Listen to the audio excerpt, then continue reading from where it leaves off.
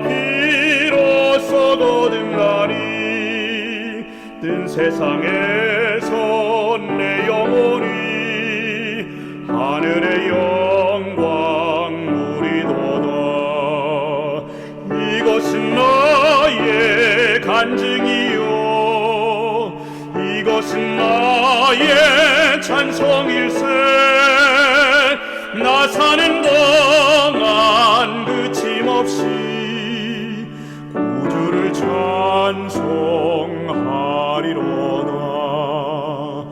온전히 주께 몸 바치니 기쁨과 즐거움 한량없네. 하늘의 천사 내려와서 이내의 말씀 전하도다. 이것은 나의 간증이요 이것은 나의 찬송일세. 나 사는 동안 그침없이 구주를 찬송하리로다. 온전히 주께 몸 바치니 행복과 평화가 넘치도다. 깨어서 주를 고대하며 그 사랑 속에 잠기도다. 이것은 나의 간증이요 이것은 나의 찬송일세. 나 사는 동안 그침없이 구주를 찬송하리로다.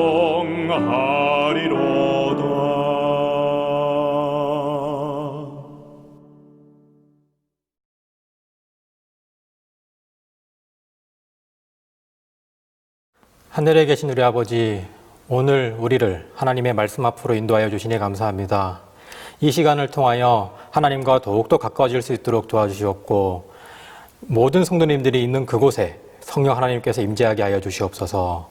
말씀을 통하여 거듭나게 하여 주시옵고 말씀을 살아가는 우리가 말씀을 통하여 준비되게 하여 주시옵소서. 오늘 이 시간 모든 곳에 하나님께서 임재하시길 바라며 사랑 많으신 예수님의 이름으로 간절히 기도드립니다.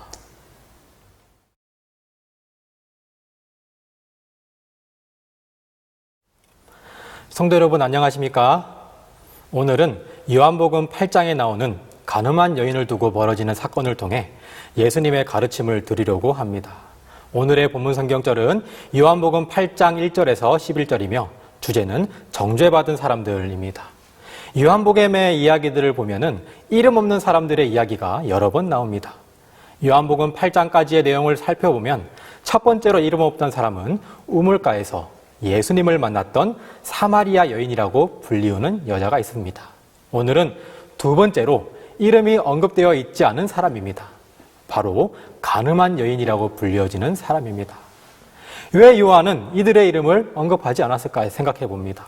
저 혼자만의 생각으로는 예수님이 오실 때까지 엄청나게 많이 읽혀질 성경에서 그녀들의 사생활을 지켜주고자 했던 배려가 아닐까 생각해 봅니다. 함께 오늘 본문의 내용을 살펴보도록 하겠습니다. 예수님께서 성전에서 백성들을 가르칠 때에 서기관과 바리새인들이 간음 중에 현행복무로 잡힌 여인 하나를 두고 예수님과 백성들 앞으로 끌고 옵니다. 그리고 이야기합니다. 예수님, 이 여인이 간음을 하는 현장에서 바로 잡아왔습니다. 성경에서는 간음을 한 사람을 돌로 쳐서 죽이라고 말하고 있습니다. 선생님이면 지금 이 여자를 어떻게 처리하시겠습니까? 성경은 이렇게 말을 하는 이유에 대해 고소할 조건을 얻고자 라고 말을 하고 있습니다. 예수님께서는 아무 말 하지 않으시고 땅에 손가락으로 글을 쓰셨습니다. 순간 사람들은 예수님이 적으시는 글을 보려고 조용해졌습니다. 예수님께서 일어서셔서 조용해진 군중들을 향해 이렇게 말씀하셨습니다. 너희 중에 죄 없는 자가 먼저 돌로 치라. 그리고 다시 허리를 굽히시고 손가락으로 땅에 무엇인가를 쓰기 시작했습니다. 성경은 예수님의 이 말씀과 예수님의 글의 양심의 가책을 받아 어른으로부터 젊은이까지 다 떠나가고 예수님과 가늠한 여인만 남았다라고 말을 하고 있습니다. 예수님은 홀로 남은 여인에게 말씀하십니다. 여인아, 너를 고소하던 자들이 어디 있느냐? 여인이 말합니다. 주여, 없나이다. 예수님께서 말씀하십니다. 나도 너를 정죄하지 아니하노니 가서 다시는 죄를 범치 말라 하시니라. 여기 세 부류의 사람들이 나옵니다. 첫 번째, 바리새인. 두 번째, 군중들. 세 번째, 가늠한 여인. 오늘은 이 세 부류의 사람들의 시점으로 오늘의 사건을 조명해 보도록 하겠습니다. 우선 바리새인 시점으로 이 사건을 조명해 보도록 하겠습니다. 바리새인은 예수님이 싫었습니다. 하나부터 10까지 마음에 들지 않았습니다. 예수님을 잡을 계획을 세우지만 실행에 옮기지는 못했습니다. 왜냐하면 예수님은 많은 백성으로부터 큰 지지를 얻고 있었기 때문입니다. 예수님을 해코지하려고 사람을 보내면 그들이 해코지하러 갔다가도 예수님의 말씀을 듣고 있으면 나도 모르게 예수님의 말씀에 빠져들어 버렸습니다. 시대의 소망 459페이지에 이 내용에 대해서 자세하게 이야기하고 있습니다. 그들의 마음은 강팍했었지만 그의 말씀을 듣고 녹아버렸다. 예수께서 성전 마당에서 가르치시고 계신 동안 그들은 가까이 와서 그에게서 어떠한 일을 책잡으려 하였다. 그러나 말씀을 듣고 있는 동안 그들은 그들이 파송되어진 목적을 잊어버렸다. 그들은 황홀감에 빠진 사람들처럼 서 있었다. 바리새인들은 답답해 미칠 지경이었습니다. 오늘의 사건이 있기 전날도 그랬습니다. 제사장과 바리새인들이 예수님을 잡아오라고 말했습니다. 그런데 또 그들은 가서 예수님을 잡아오기는커녕 앉아가지고 예수님의 말씀만 주구장창 듣다가 온 것입니다. 그러자 바리새인들이 이야기합니다. 요한복음 7장 45절 46절입니다. 하속들이 대제사장들과 바리새인들에게로 오니 저희가 묻되 어찌하여 잡아오지 아니하였느냐. 하속들이 대답하되 그 사람의 말하는 것처럼 말하는 사람은 이때까지 없었나이다. 그런데 그 자리에 남몰래 밤에 예수님을 찾아갔던 바리새인 니고데모가 있었습니다. 니고데모가 말합니다. 요한복음 7장 51절입니다. 우리 율법으로는 어떤 사람을 판결하기 전에 먼저 그 사람의 말을 들어보거나 그 사람이 행한 일을 알아보도록 되어 있지 않소. 그러나 니고데모의 말을 다른 바리새인들이 들을 리가 만무했습니다. 그 의견은 묵살되게 됩니다.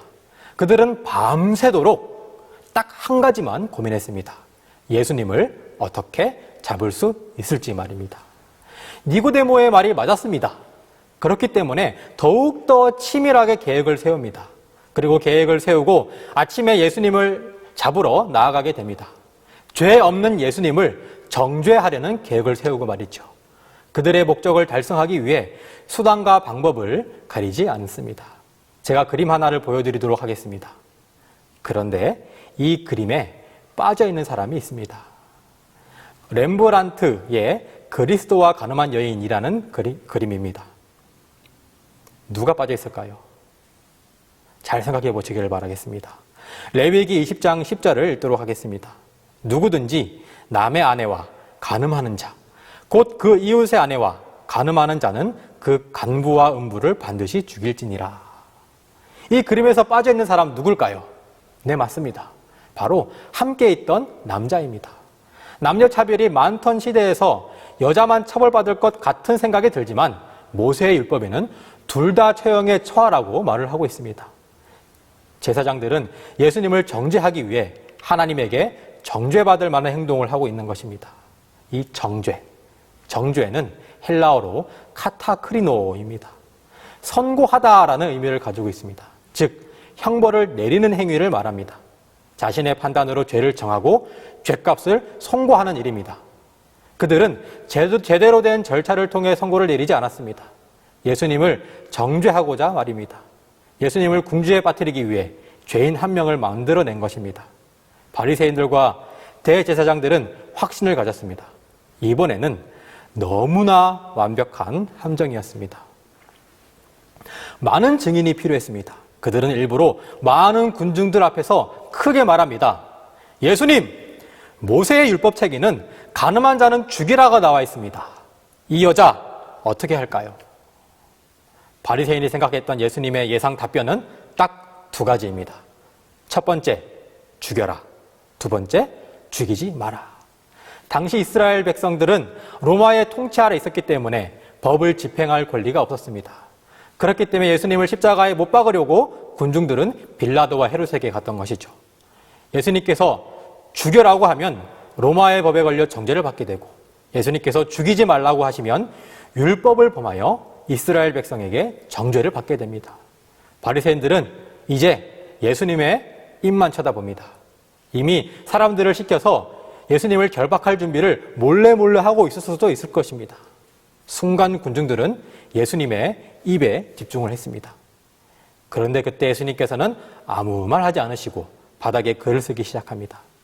여러분, 예수님께서 바닥에 어떤 글을 쓰셨을까요? 과연 모인 사람들의 죄를 쓰셨을까요? 성경에는 어떻게 나올까요? 성경은 예수님이 어떤 글을 쓰셨는지 전혀 나오지 않습니다. 그러나 성경은 예수님의 그 말씀과 그 적은 글을 읽고 남녀노소 막론하고 양심의 가책을 느껴서 떠나갔다라고 이야기하고 있습니다. 성경 말씀을 통해 예수님이 어떤 글을 쓰셨는지 우리는 유추할 수 있습니다. 또한 우리는 시대의 소망을 통하여 그 유추가 맞았다는 것을 확인할 수 있습니다. 바리새인들이 예수님이 바닥에 무엇을 적는지 유심히 봅니다. 시대의 소망 461페이지입니다. 그들의 시선이 예수의 시선을 따라 땅바닥으로 쏠렸을 때 그들의 안색은 변하였다. 그들 앞에 그려져 있는 것은 그들 자신들의 생애의 숨은 죄의 비밀들이었다. 고발자들의 계획은 좌절되었다. 이제 거룩함을 가장하던 그들의 의복은 찢겨진 채 그들은 무한히 순결하신 분 앞에서 정죄를 받고 서 있었다. 바리새인들이 순간 정신이 번쩍 들었습니다. 아무도 모르고 있다고 생각했던 나의 죄, 그 죄가 예수님의 손에 의하여 바닥에 쓰여지고 있었습니다. 바리새인들은 하나님보다 군중들을 더 무서워했습니다. 하나님이 자신의 죄를 아는 것보다 사람들이 나의 죄를 아는 것을 더 두려워했습니다. 바리새인들은 자신의 죄를 다른 사람들이 알아차릴까 하는 걱정 때문에 더 이상 그 자리에 있을 수 없었습니다. 우리는 생각합니다. 저 바리새인 봐라. 어떻게 저럴 수 있지? 상식 밖의 행동을 한다. 그런데 아닙니다. 바리새인들은 그 시대 최고의 지식인이자 정의의 수호자들이라고 불렸습니다.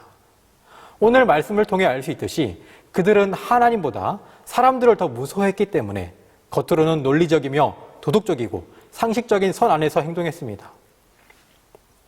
바리새인들이 한 말들에는 틀린 말이 없습니다. 한 여인이 불륜을 저지른 건 사실이고 성경은 그런 자를 돌로 치라고 이야기하고 있습니다.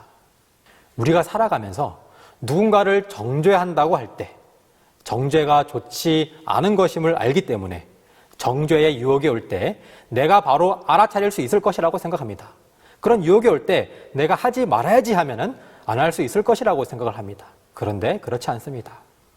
우리에게 정죄의 유혹이 올 때는 논리적이며 맞는 이야기이며 누가 봐도 정죄에도 마땅할 상황들로 우리에게 찾아옵니다.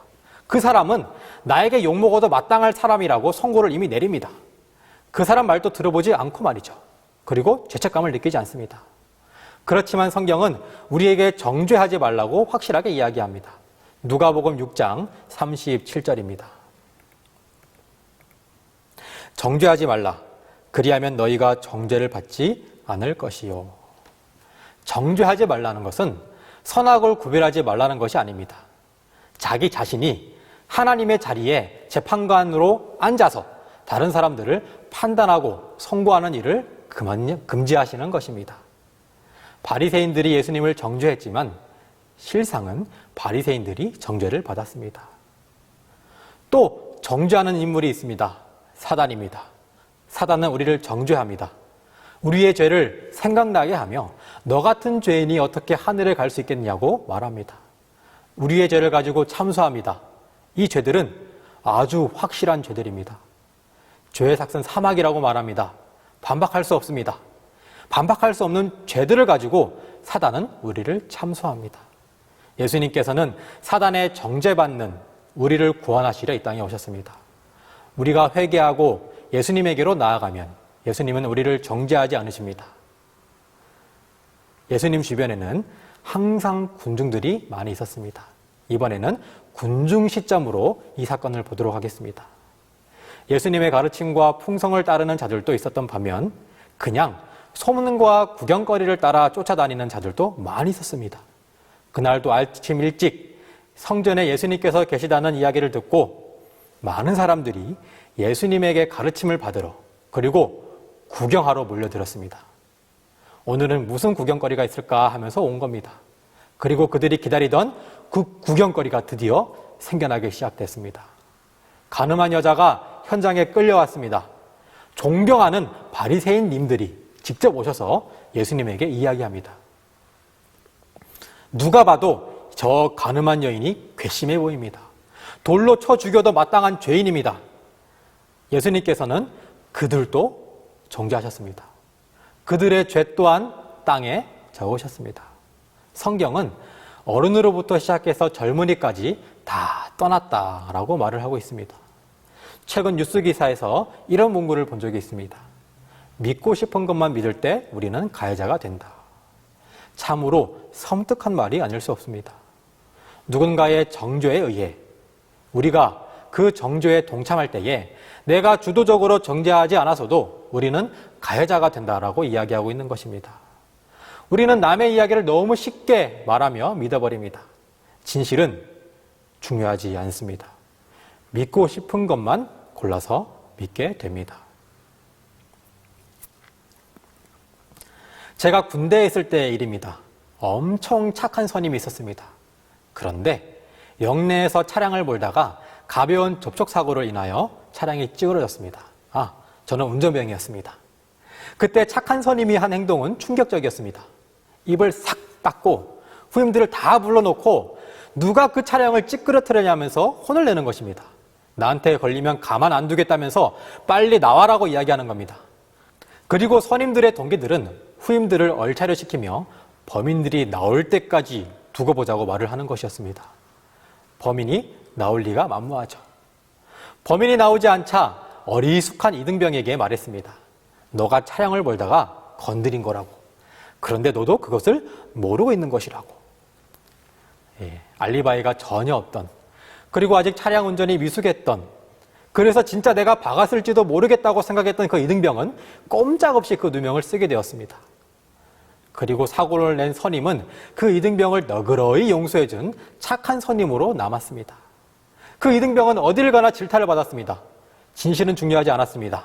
병사들에게 있어서 공공의 적이 생긴 겁니다. 병사들은 믿고 싶은 것만 믿었습니다. 남의 잘못에 대해서 이야기를 하는 것에 대해서 너무 쉽게 믿어버렸고 정죄했습니다. 그런데 비밀은 없다고 그 모든 것을 목격한 일병이 있었습니다. 선임이 전역하기 얼마 전 그 사실은 폭로되었습니다. 누명을 썼던 병사는 그제서야 누명을 벗게 되었습니다. 누명을 씌웠던 병사가 전역하는 그 전날, 그 누명을 썼던 병사는 그 누명을 씌웠던 병사에게 찾아가 화풀이하는 것을 제가 본 적이 있습니다. 우리의 삶에 있어서 바리새인과 가늠한 여인의 처지에 처할 경우는 그렇게 많지 않습니다. 우리는 어떠한 처지에서 이 모든 것을 보게 되냐면 보통 제3자의 입장에서 가장 많이 이러한 사건을 접하게 됩니다. 우리는 이러한 상황에 처할 때 어떻게 해야 될까요? 누군가의 잘못을 듣고 어떻게 해야 될까요? 정죄해야 될까요? 함께 뒷담화해야 될까요? 그저 누군가의 불화를 이야기거리로 생각해야 할까요? 우리도 바리새인과 같은 정죄를 예수님에게 받게 될 것입니다. 이번에는 여인 시점으로 한번 이 사건을 보도록 하겠습니다. 유대인의 3대 절기 중 하나인 초막절 마지막 날 밤이었습니다. 그 밤에 여인은 불륜을 저질렀습니다. 여인은 그녀가 유부남인지 몰랐을 수도 있습니다. 갑자기 바리새인들이 들어닥쳤고 자신만이 끌려 나왔습니다. 그리고 성전의 큰 무리 가운데로 끌려 나오게 됩니다.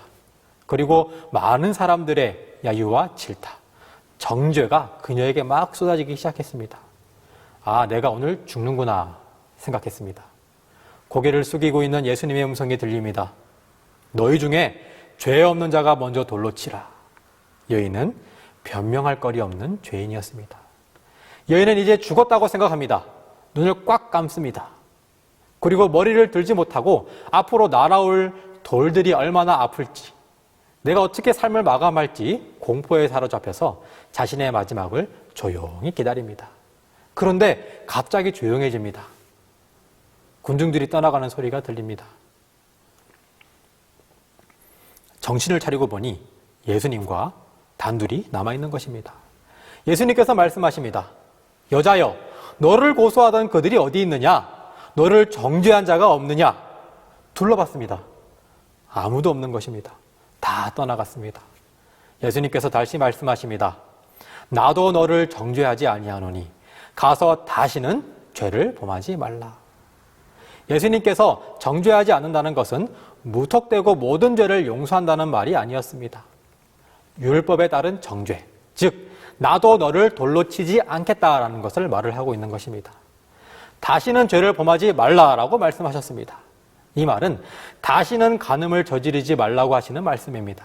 예수님께서 정죄하는 대신에 회개할 기회를 그에게 주시는 것입니다. 시대의 소망 461페이지입니다. 예수께서는 죄를 가볍게 하시거나 죄책감을 경감시키지 않으시는 동시에 정죄하려 하지 않으시고 구원하려고 노력하신다. 내가 만일 그 여인이라면 앞으로 어떠한 삶을 살 수 있을까요? 이 여인에 대한 소문은 이미 다 퍼졌습니다. 머리를 들지 못하고 살아갈 것입니다. 평생 사람들의 눈길을 피해 살아가야 할 수도 있습니다. 사마리아 여인처럼 말입니다. 이 여인은 마음적으로, 사회적으로는 이미 죽었습니다. 세상을 떠났습니다. 그녀는 죽음에서 생명의 기회를 주신 예수님만 바라보기로 마음먹습니다. 그리고 예수님의 말씀대로 회개하고 예수님을 가장 신실히 따르는 사람들 중에 하나가 되었습니다. 다른 사람들이 다 나를 정죄하여도 예수님이 정죄하지 않으시면 괜찮았습니다.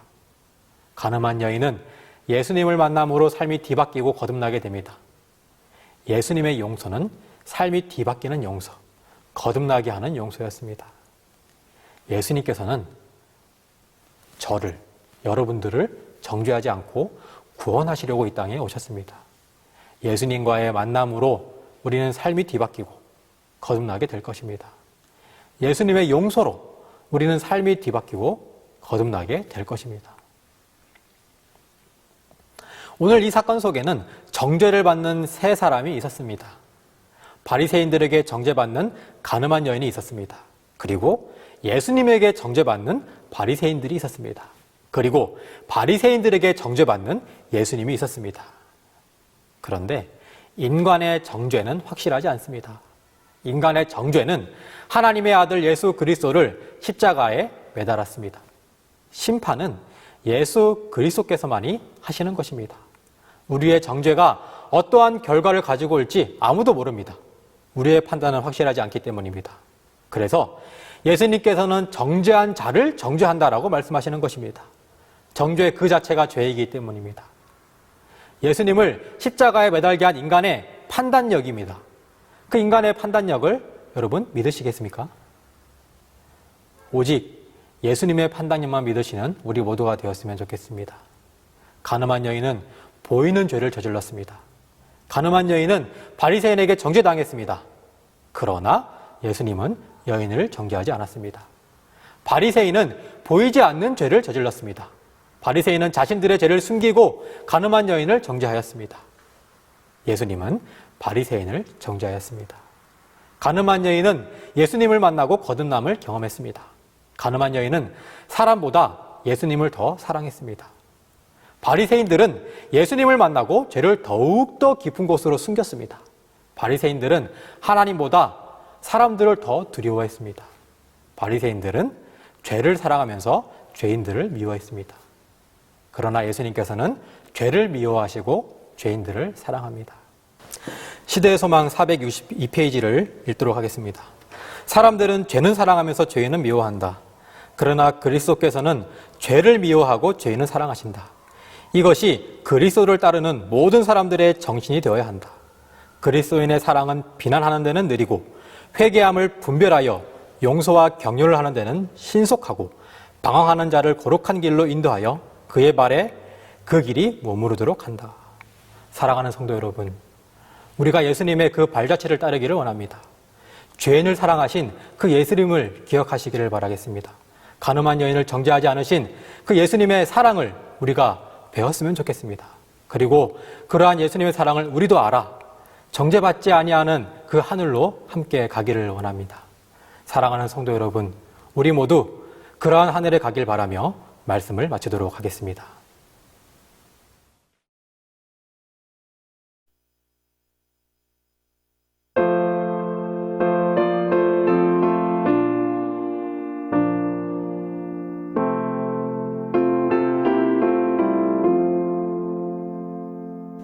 죄짐 맡은 우리 구주 어찌 좋은 친구인지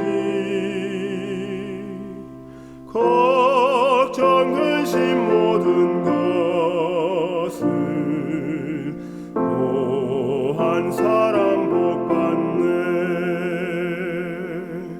주께 굳지 않는 복을 얻지 못하네 사람들이 주님 앞에 어찌 아니고 하나 시험 걱정 모든 괴로움 없는 사람 누군가 부질없이 낙심 말고 기도드려고 하세 이런 진실하신 친구 찾아볼 수 있을까 우리 약함하는 주께 어찌 아니고 하나 근심되는 중한 짐을 아니 진자 누군가 피난처는 구주 예수 기도드려고 하세 세상 친구 멸시하고 너를 조롱하여도 예수 품에 편히 안겨 위로하심 받겠네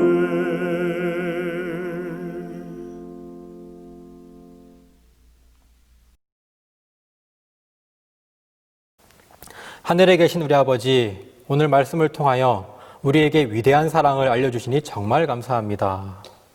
우리가 바리새인의 시점에 서 있진 않은지요. 우리가 가늠한 여인의 시점에 서 있진 않은지요. 우리가 그들을 비난하는 군중들의 위치에 서 있진 않은지요. 그러나 예수님께서는 죄인을 사랑하셨습니다.